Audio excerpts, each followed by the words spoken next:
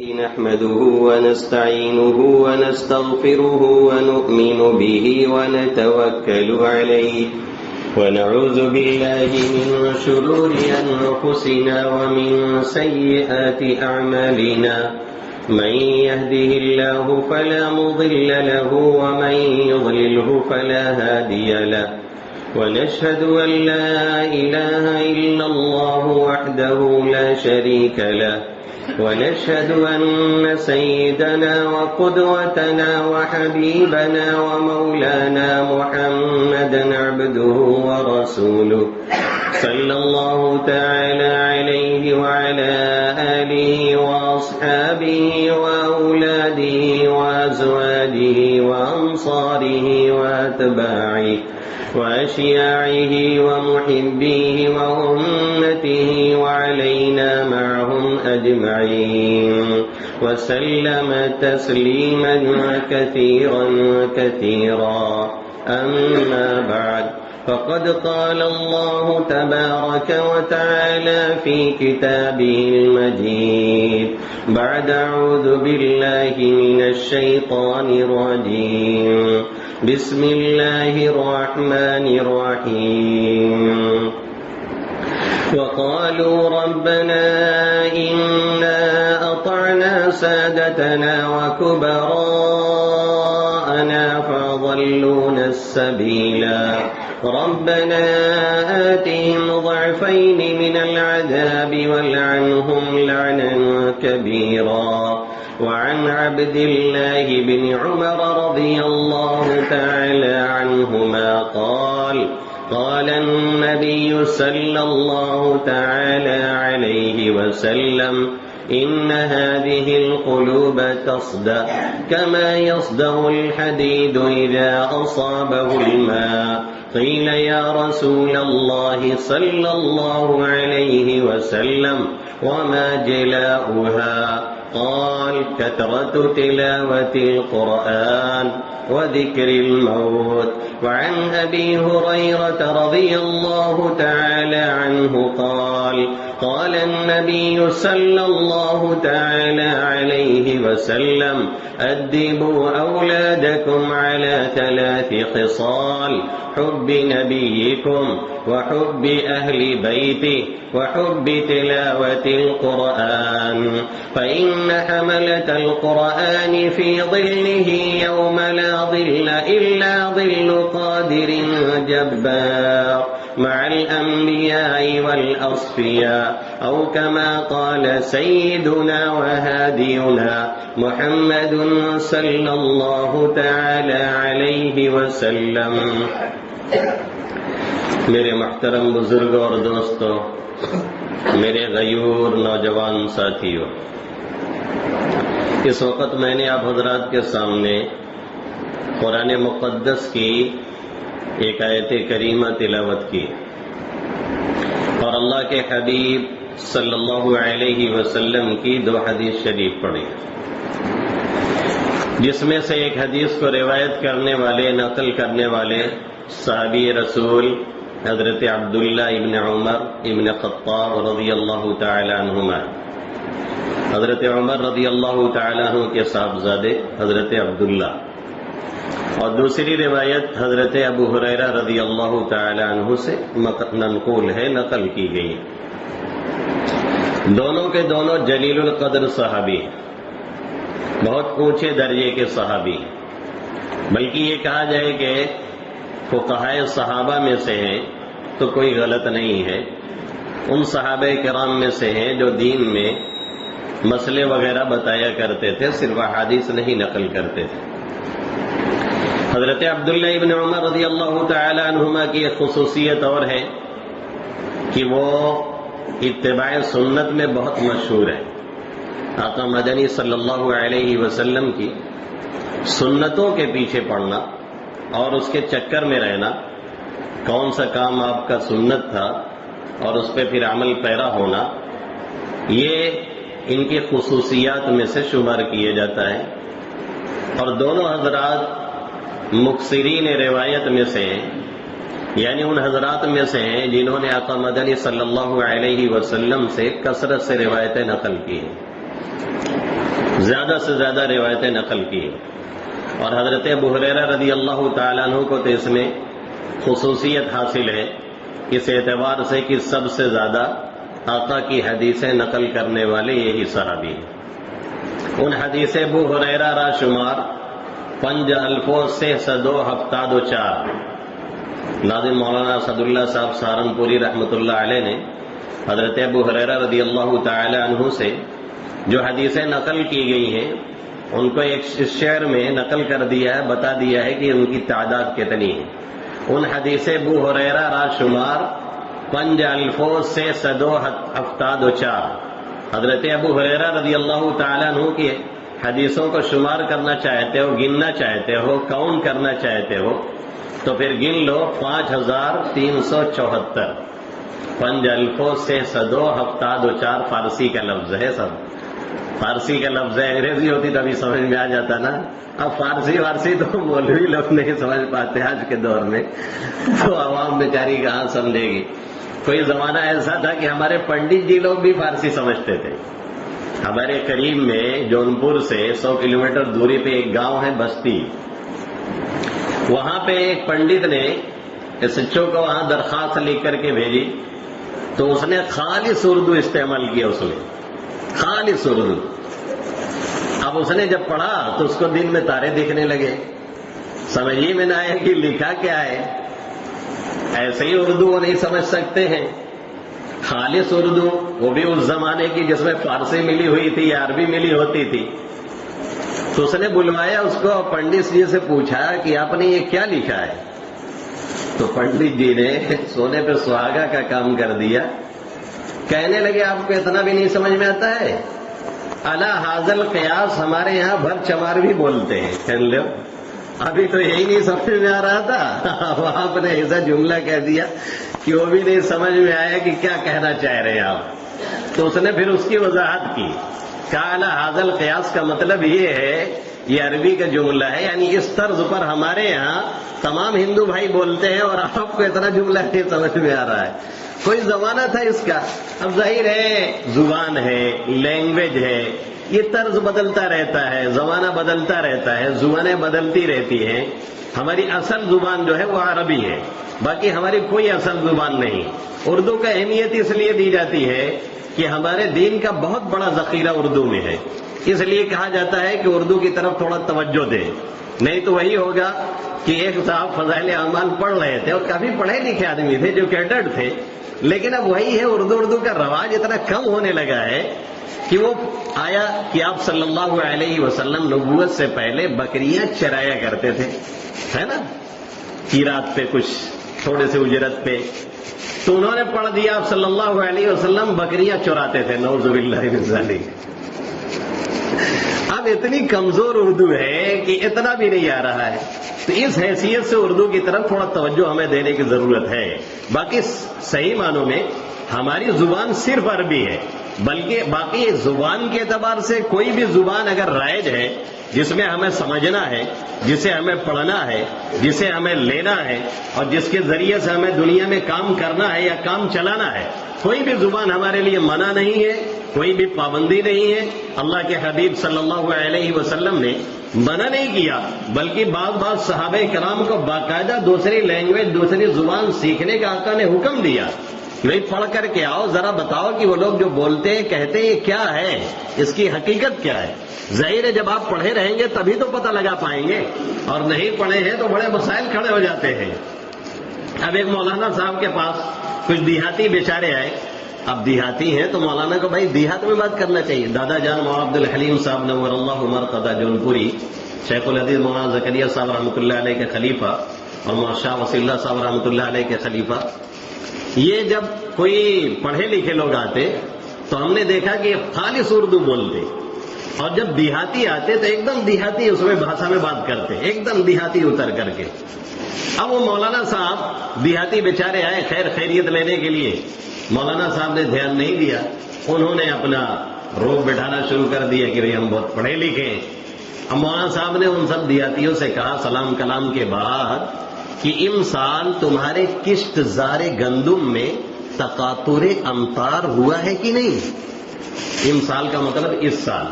کشتزار کے مطلب کھیتی، کھیت، اور گندم کا مطلب گیہوں. تقاطر کے معنی ٹپکنا اور گرنا. امطار کے مطر کا یہ پلورل ہے، جمع ہے، یعنی بارش. یعنی اس سال کھیت میں بارش ہوئی ہے کہ نہیں؟ اب بھائی دیہاتی لوگ ہیں، ان سے پوچھنا یہ تھا کہ اس سال تو آپ کے کھیت ویت میں بارش ہوئی ہے کہ نہیں؟ ارے کچھ پریوں یا برسات ہے کہ نہیں؟ اس طرح سے پوچھنا تھا. اب انہوں نے اتنا بھاری بھرکم لفظ استعمال کر دیا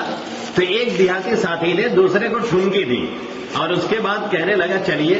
ابھی مولانا صاحب تلاوت کر رہے ہیں، بعد میں آیا جائے گا. تو سامنے والے کی کیا کنڈیشن ہے اور کیا اس کا مائنڈ ہے اور کس لائن سے وہ پڑھا لکھا ہے، ان سب کو سمجھنا اور پڑھنا اور اس اعتبار سے اتر کے بات کرنا یہ بہت اہم کام ہوتا ہے. حضرت علی کرم اللہ وجہ کا وہ مشہور جملہ شاید آپ نے سنا ہو، کلم الناس علی قدر عقولہم، لوگوں کی جیسی عقلیں ہیں اور سوچ ہے اسی اعتبار سے آپ کلام کیجیے تاکہ وہ بات کو سمجھیں، کچھ نتیجہ لے کر کے جائیں. ایسا نہ ہو کہ آپ ہوائی فائرے کر رہے ہیں، زبان یار من ترکی وہ تو ترکی نمی دانی، ہم تو ترکی میں بول رہے ہیں اور آپ کو ترکی کا پتہ ہی نہیں ہے، تو پتہ چلا آپ بھی نکل کے کہہ رہے بہت شاندار تلاوت تھی. یہ تو گڑبڑ ہو جائے گا. تو حضرت ابو ہریرہ رضی اللہ تعالیٰ عنہ اور عبداللہ ابن عمر رضی اللہ تعالیٰ عنہ، یہ دونوں بڑے جلیل القدر صحابی ہیں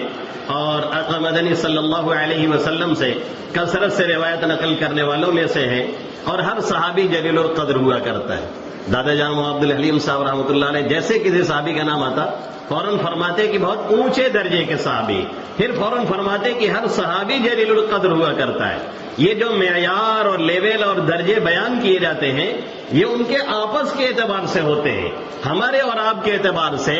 ہر صحابی جنتی ہے، کچھ بھی ہو جائے. ایک صاحب آئے ڈاکٹر علامہ خالد محمود جو کہ مانچسٹر برٹش میں رہتے تھے اور پڑھاتے تھے اور ہمارے دیوبندی مکتبہ فکر سے تعلق رکھتے تھے. کئی زبانوں میں ان کو مہارت تھی. ابھی پچھلے سال ان کا انتقال ہوا ہے، 90 سال سے زیادہ کے ہو گئے، پھر بھی 1.5-2 گھنٹے کھڑے ہو کر کے بیان کرتے تھے. علم کا پہاڑ تھے ایک دم.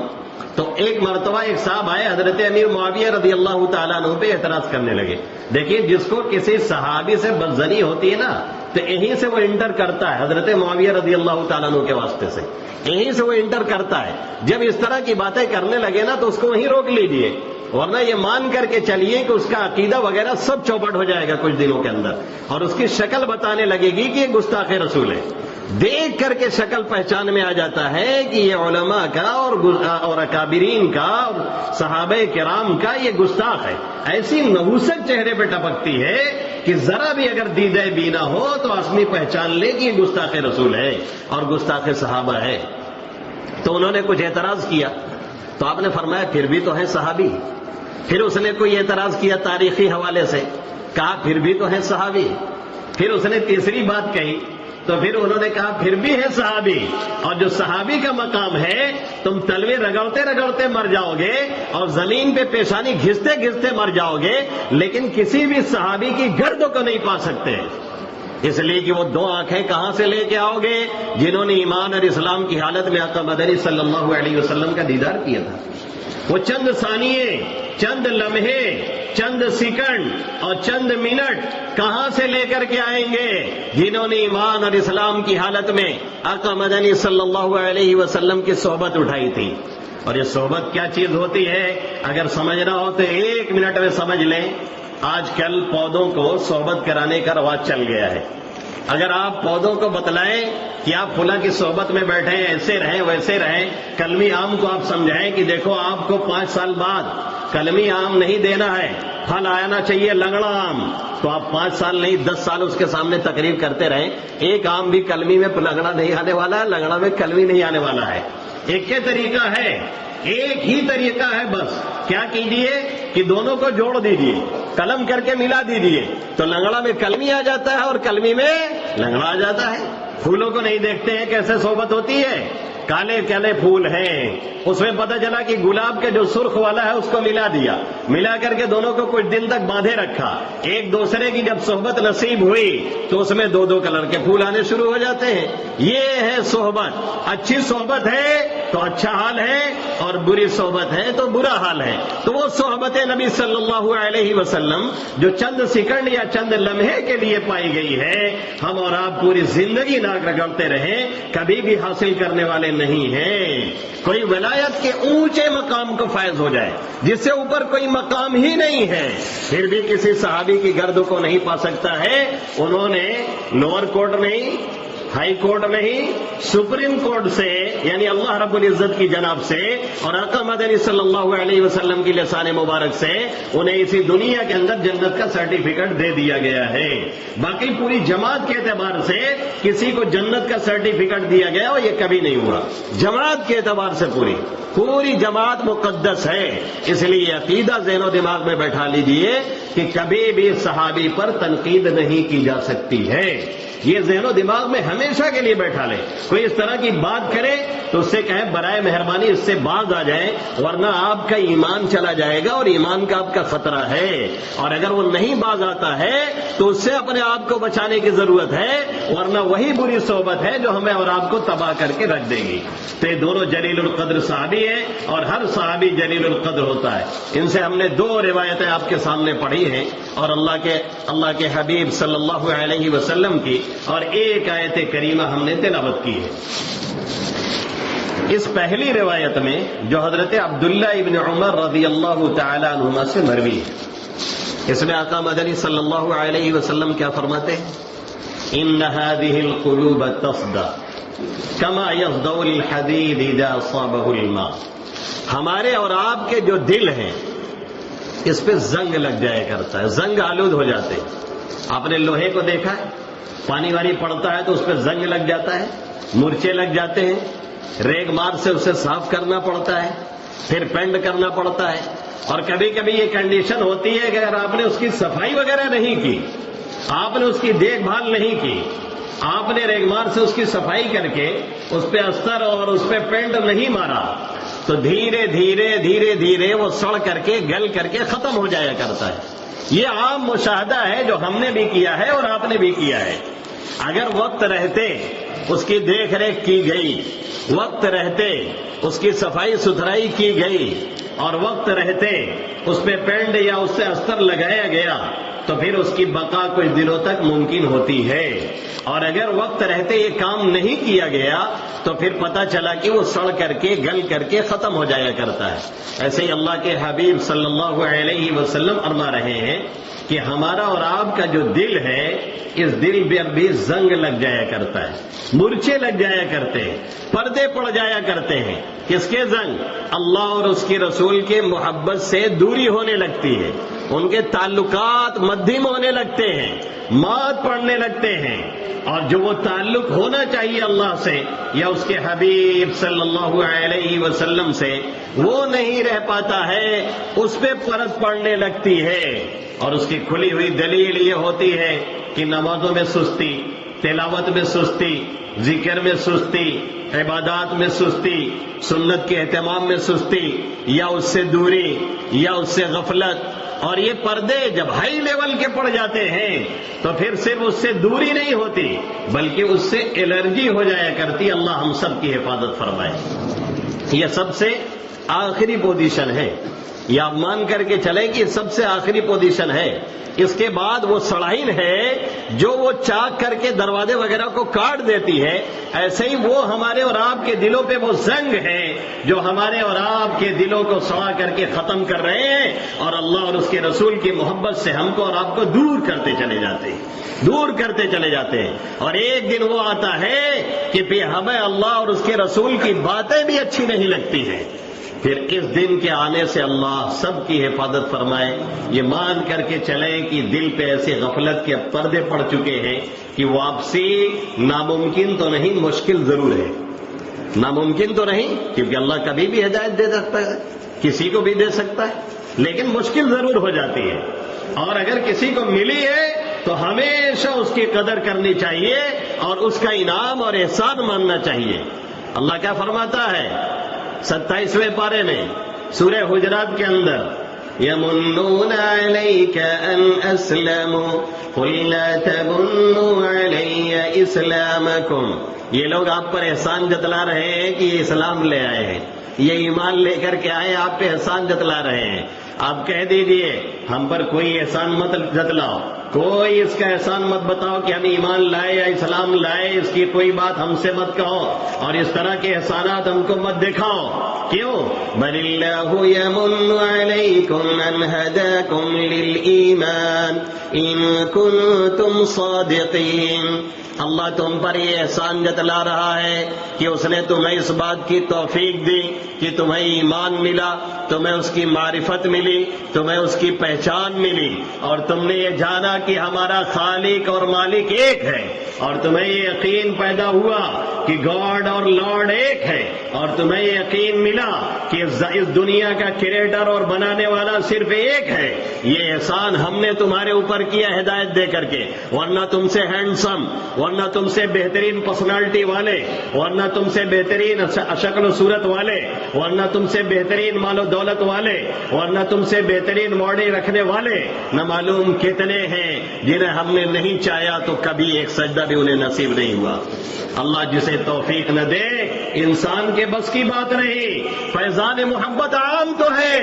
عرفان محبت عام نہیں۔ اللہ کا فیضان عام ہے، جتنوں کو چاہے کھلائے پلائے، بلکہ غیروں کو تو اور کھلاتا ہے وہ، لیکن عرفان محبت اللہ کی پہچان مل جائے اور اس کی معرفت ہو جائے اور اس کے سامنے سجدہ ریز ہو جائے اور جا کر کے سجدے میں یہ سمجھے کہ اس ذات وحدہ لا شریک کے قدموں میں گر رہا ہوں، یہ کسی کو نصیب ہوتا ہے، ہر کسی کو نصیب نہیں ہوتا۔ اللہ کے حبیب صلی اللہ علیہ وسلم فرماتے ہیں ان اللہ یعطی الدنیا لمن یحب ولمن لا یحب ولا یعطی الدین الا لمن یحب، اللہ دنیا اسے بھی دیتا ہے جسے محبت کرتا ہے اور اسے بھی دیتا ہے جسے محبت نہیں کرتا ہے، لیکن دین کی دولت صرف اسے دیتا ہے جسے اللہ پسند کرتا ہے۔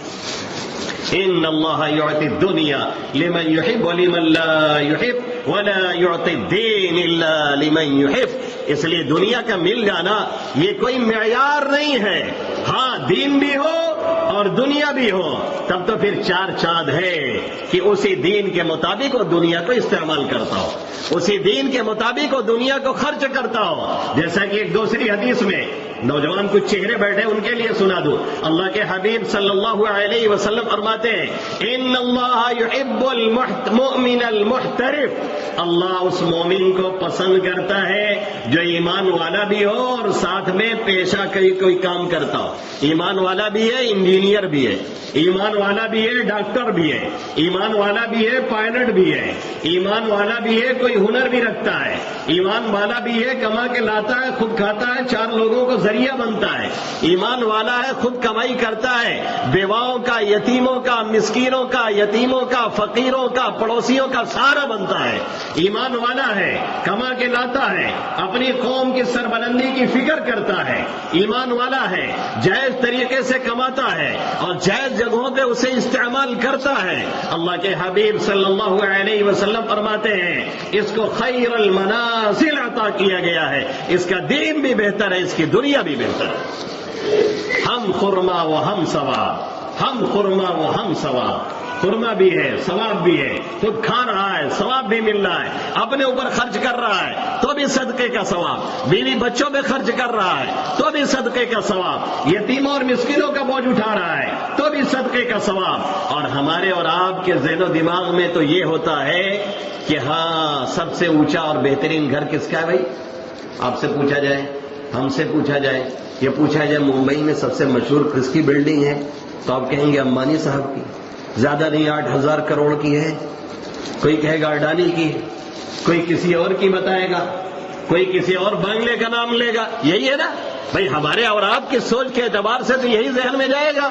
لیکن اللہ کے حبیب صلی اللہ علیہ وسلم کیا فرماتے ہیں؟ اب دیکھو ذرا غور کرنے کا مقام ہے، آپ کے پاس دنیا ہے، اس کو آپ دین میں کنورٹ کیسے کر سکتے ہیں؟ اپنے نوجوانوں کے لیے خصوصاً دنیا ہے، ہم کما کے لا رہے ہیں، ہم کروڑ پتی ہیں، ہم ارب پتی ہیں، بظاہر دیکھنے میں ہم دنیا دار ہیں، لیکن اس کو دیندار ہم اپنے آپ کو کیسے بنا سکتے ہیں؟ بہت آسان ہے، اس کے لیے میں اکثر کہا کرتا ہوں، میں نوجوانوں سے یہ نہیں کہتا آپ تسبیح لے کے 24 گھنٹے مسجد میں بیٹھیے، میں نوجوانوں سے یہ نہیں کہتا آپ تسبیح لے کر کے ہر دم سبحان اللہ کیجیے۔ ہاں یہ ضرور کہتا ہوں کہ جو اصول اور ضابطے ہیں شریعت کے، اس کے درمیان رہ کر کے کام کیجیے تو آپ پکے دیندار ہیں، اور اگر اس درمیان سے آپ نکل گئے تو پھر بظاہر آپ سجدے میں ہو لیکن حقیقت میں آپ دیندار نہیں ہیں۔ سجدہ اس لیے کیا جا رہا ہو کہ فلاں سیٹ صاحب دیکھ رہے ہیں، ابھی ہم کو ہدیہ دیں گے اس لیے ہم نے لمبا سجدہ کر دیا، 2 رکعت ہم نے اور پڑھ لی، تو اللہ کے حبیب صلی اللہ علیہ وسلم کیا فرماتے ہیں؟ یہ شرک خفی ہے، یہ پوشیدہ شرک ہے، اور اس سے جس کے لیے کیا ہے جا کر کے اس سے مانگ لو، اللہ اس پہ کچھ نہیں دینے والا ہے،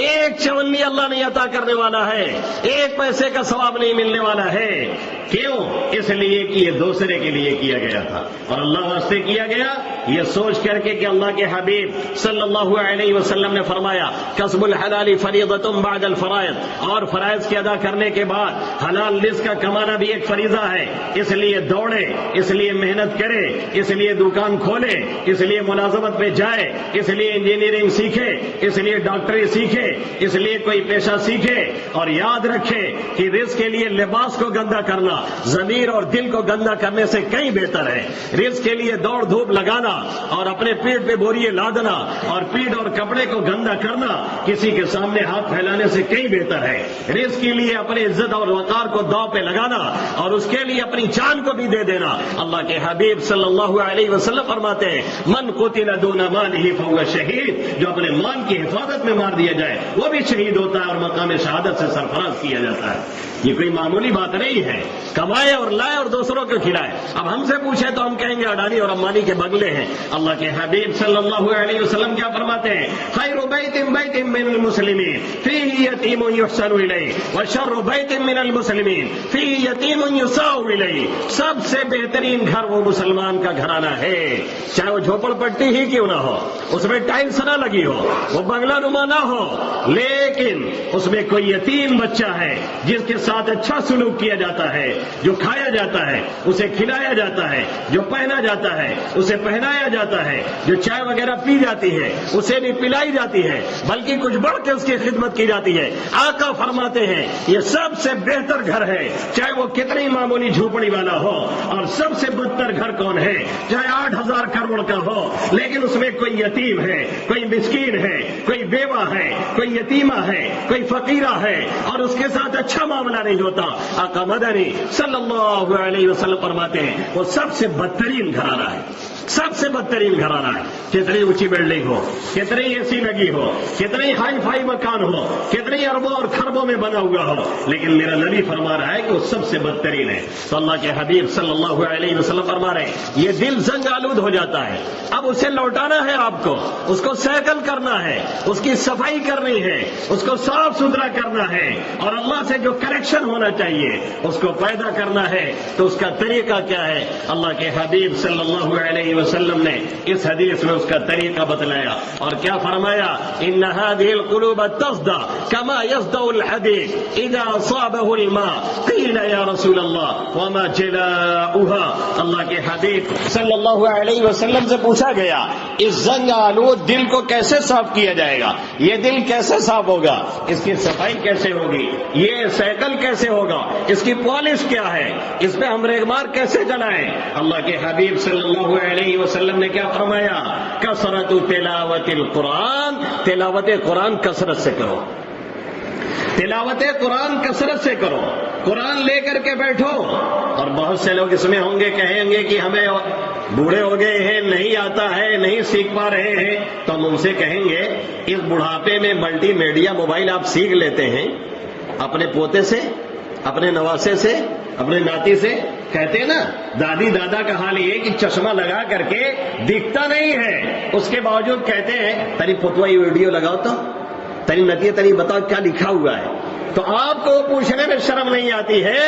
تو قرآن سیکھنے میں شرم کیوں آ رہی ہے؟ اس کو شرم نہیں بے شرمی کہتے ہیں، اس کو حیا نہیں بے حیائی کہتے ہیں، اس کو غیرت نہیں بے غیرتی کہتے ہیں۔ طب پیر قبر میں لٹکا ہوا ہے، پیٹ میں آنت نہیں ہے، منہ میں دانت نہیں ہے، اور پھر بھی اسی دنیا میں لٹکے اور اٹکے پڑے ہیں، اور اتنی فکر نہیں کہ اللہ نے اگر پوچھ لیا کہ 30 پارے کا قرآن تیرے گھر میں رکھا تھا، کتنی مرتبہ تم نے اٹھایا اور پڑھا، تو ہم کیا جواب دیں گے؟ اللہ کے حبیب صلی اللہ علیہ وسلم فرما رہے ہیں اس دل کی صفائی چاہتے ہو، اس کی تلاوت کرو، صبح میں اسے پڑھو، 1 پارے نہیں پڑھ سکتے ہو، آدھے پارے پڑھو، آدھا نہیں پڑھ سکتے ہو، پاؤ پارا پڑھو، پاؤ پارا نہیں پڑھ سکتے ہو، 1 رکوع اور 1 ورق پڑھو، لیکن وہیں پہ رکھو جہاں سوتے ہو، فجر میں اٹھو، نماز پڑھو اور پہلا کام کرو تلاوت کرو، اور یہ سب طے کر لیں جب تک بچے قرآن نہیں پڑھیں گے، جب تک تلاوت نہیں کریں گے، جب تک ہم نہیں پڑھ لیں گے، جب تک والدہ نہیں پڑھ لیں گی، جب تک والد نہیں پڑھ لیں گے،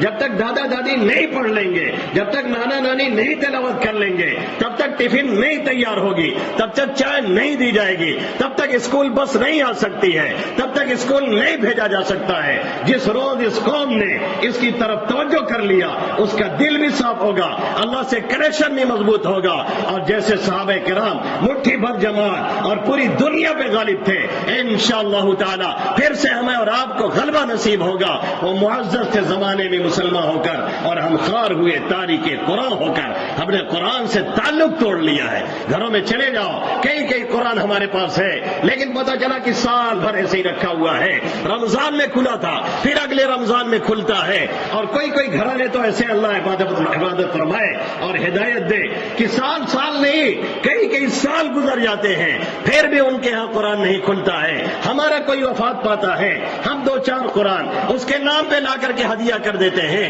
بھائی ہدیہ کرنا ٹھیک ہے، لیکن اس سے پہلے پڑھنے والے تیار کیجیے۔ اگر پڑھنے والے نہیں ہوں گے تو آپ کا ہدیہ کیا وہ قرآن کون سا کام دے گا؟ کون پڑھے گا؟ آخر ہم ہی نہیں اپنے بچوں کو پڑھائیں گے، ہم ہی نہیں سکھائیں گے، ہم ہی نہیں یہ تعلیم دیں گے، ہمارے ہی بچوں کو قرآن نہیں آ رہا ہے، تو آخر پھر اس پر رکھنے سے کون سا نتیجہ نکلنے والا ہے؟ اس لیے آپ کم جو تشنگی آور بدت، پانی کم تلاش کیجیے، پہلے پیاس پیدا کیجیے، جب پیاس ہوگی تو پانی خود ہی آپ تلاش کر لیں گے، اور پانی مل بھی جائے گا اور پی لیں گے۔ لیکن اگر پیاس ہی نہیں ہے تو پانی سامنے رکھنے سے کوئی فائدہ ہونے والا نہیں ہے۔ تو اللہ کے حبیب صلی اللہ علیہ وسلم فرما رہے ہیں کثرت تلاوت القرآن، ایک کام تو یہ کرنا ہے، تلاوت قرآن کثرت سے کریں، تھوڑی بہت نہ کریں، صبح کریں، شام کریں، ظہر میں کریں، عصر میں کریں، نہیں آ رہا ہے کسی کو پکڑ کے سیکھیں، امام صاحب کے پاس جائیں، ان کے کسی شاگرد کے پاس جائیں، اپنے ناتی پوتے کے پاس جائیں، اور بلا جھجک اس سے کہیں بیٹا ہم نے پڑھا نہیں اور سیکھا نہیں،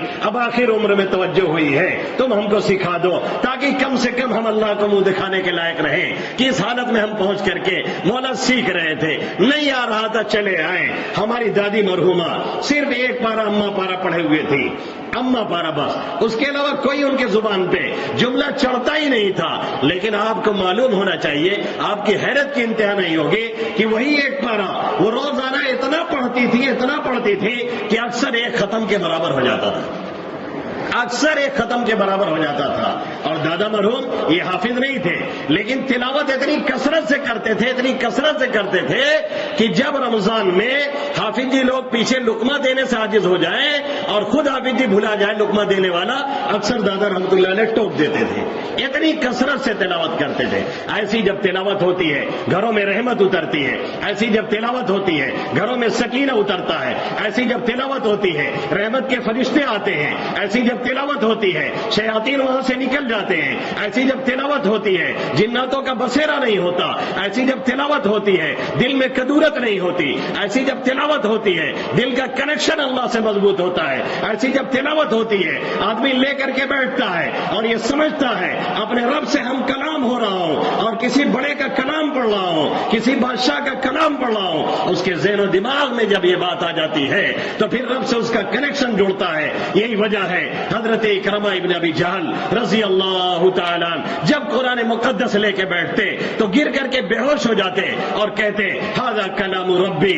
ھذا کلام ربی، یہ کسی اور کا نہیں، میرے رب کا کلام ہے، میرے رب کا کلام ہے۔ یعنی بڑی عظیم ذات کا کلام ہے، اور جب عظیم ذات وہ ہے تو اس کا کلام بھی عظیم ہوگا، اور جہاں پڑھا جائے گا عظمت ٹپکے گی، جو پڑھے گا وہ عظیم ہوگا، جو لے گا اس کی عظمت بڑھے گی، وہ دنیا میں چھائے گا اور دنیا کو جھکائے گا آج جو دنیا سے ہم عاجز ہیں یہی وجہ ہے ہم نے نماز سے رخ موڑا، یہی وجہ ہے ہم نے تلاوت کو خیر بات کیا، یہی وجہ ہے کہ ہم نے قرآن سے غفلت برتی، یہی وجہ ہے ہم نے اس کے پڑھنے پڑھانے سے دوری کی، یہی وجہ ہے ہمارے اور آپ کے دل سنگ آلود ہیں، ساری چیزیں ہمارے گھروں میں ہیں، فریج ہے، ایئر کنڈیشن ہے، واٹر کولر ہے، کھانے پینے کے سارے سامان ہیں، جاب اچھی ہے، پیسے لاکھوں میں نہیں کروڑوں میں آ رہے ہیں، لیکن کیا کہہ رہے ہیں؟ ہر ایک کہتا ہوا نظر آتا ہے، کوئی الجھن نہیں، لیکن جب الجھن میں رہتا ہے، ہر ایک دھڑکا سا ہر دم دل کی ہر دھڑکن میں رہتا ہے، ہر ایک کو عجیب کسک ہے،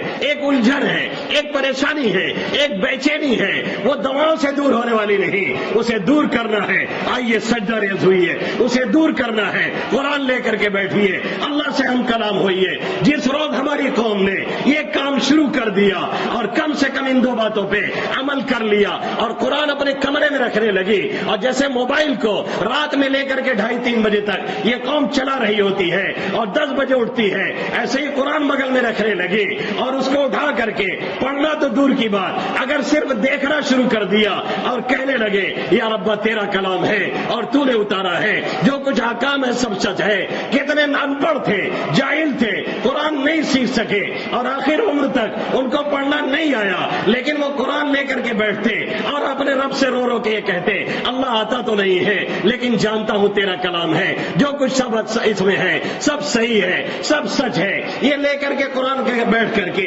وہ روتے رہتے اور یہ کہتے رہتے، نتیجہ نکلا ان کی وفات ہوئی، خواب دیکھنے والے نے خواب دیکھا، پوچھا کیا معاملہ ہوا، کہنے لگے کچھ اور تو عمل نہیں تھا، یہی ایک عمل جو قرآن کے تقدس کا اور اس کی عظمت کا دل میں تھا، اللہ نے فرمایا جا میں نے اسی کی برکت سے تجھے معاف کر دیا، میں نے تجھے بخش دیا۔ تو پہلا کام یہ کرنا ہے اب اور آپ تلاوت قرآن کا اہتمام کریں، ایک ورق صحیح، ایک رکوع صحیح، ایک سورت یاد ہو، اسی کو 100 مرتبہ دن میں پڑھیے، لیکن طے کیجیے کہ ہمیں اور آپ کو پڑھنا ہے، طے کیجیے ہمیں اور آپ کو تلاوت کرنی ہے، اور اگر صبح فجر چھوٹ جاتی ہے، جماعت نہیں ملتی ہے، بغیر جماعت کے پڑھیں، یا اگر قضا ہو جاتی ہے اٹھ کے پہلا کام کریں نماز پڑھیں اور اس کے بعد کچھ پڑھیں، پھر اس کے بعد آگے کی زندگی اسٹارٹ کریں، پھر آپ ڈاکٹر بنیں، انجینئر بنیں، پائلٹ بنیں، کچھ اور بنیں، دنیا میں کسی کام کے لیے نکلیں انشاءاللہ تعالی۔ اگر یہ 2-3 کام آپ نے پکڑ لیا اور اس کے بعد دنیا میں آپ لگے تو میں پوری گارنٹی کے ساتھ کہتا ہوں آپ کا دین بھی اچھا ہوگا اور آپ کی دنیا بھی اچھی ہوگی۔ اور اگر یہ سب چھوڑ کر کے آپ ارب کھتی رہی، کھرب پتی اور دنیا کی ساری دولت آپ کو مل جائے، لیکن اگر یہ دولت آپ کے پاس نہیں ہے تو آپ کھاتے رہیے ڈپریشن کی دوائیں، آپ کھاتے رہیے ٹینشنائز دوائیں، آپ لیتے رہیے تعویذیں، آپ گاڑتے رہیے کھیلے اور کھوٹیاں، پھر بھی گھروں میں کوئی سکون اور کوئی راحت آنے والا نہیں۔ اللہ ان چند باتوں پہ ہمیں اور آپ سبھی حضرات کو عمل کی توفیق نصیب فرمائے۔ حیات باقی، ملاقات باقی، بہت سی باتیں بھی باقی رہ گئی ہیں۔ کل شہباد ایک بچے کا حفظ مکمل ہے، انشاءاللہ تھوڑی دیر اس میں بھی خطاب ہوگا، آپ حضرات اگر موقع ملے تو پھر تشریف لائیں تو شاید یہ دونوں حدیثیں پوری کر دی جائیں۔ آمین یا رب العالمین، وما علینا الا البلاغ المبین۔